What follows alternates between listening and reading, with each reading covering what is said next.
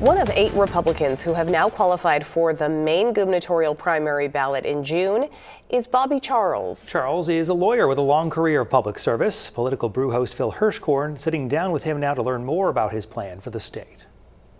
I grew up in a small town here in Maine. Bobby Charles's resume is heavy on Washington experience, Capitol Hill, the Reagan White House, the George W. Bush State Department. Working as an assistant secretary of state, managing billions of dollars, dramatically making the State Department more efficient in operations.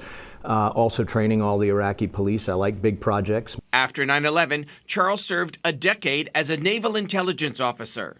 When it comes to Augusta, he's an outsider, hoping to break up Democratic control. And I think when you bring a new guy in who has managed both private sector entities and also managed billions of dollars on the public sector side, fired bureaucrats, but also elevated those who were doing a good job, you really are talking about putting a guy in the driver's seat that knows how to fix the problems. Charles considers Maine's top problem excessive state spending. I want to cut spending dramatically. How could we have doubled the amount that's being spent in this state in just 10 years? And the answer is a lot of it's going to this free housing for 8,000 illegal aliens, EBT cards, wraparound Maine care.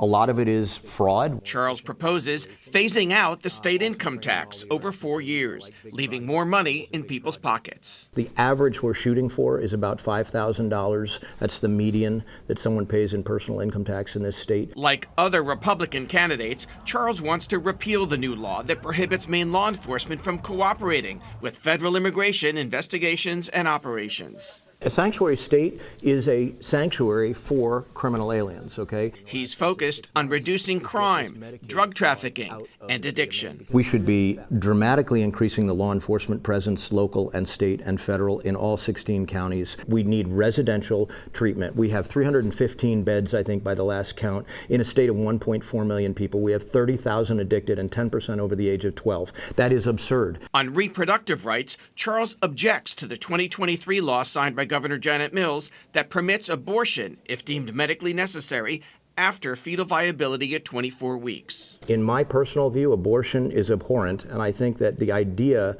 of a late-term abortion, which in this reading of that law means also at birth, to me is absolutely abhorrent. At 65, this is Charles's first run for elective office. Phil Hirschkorn for News Center, Maine.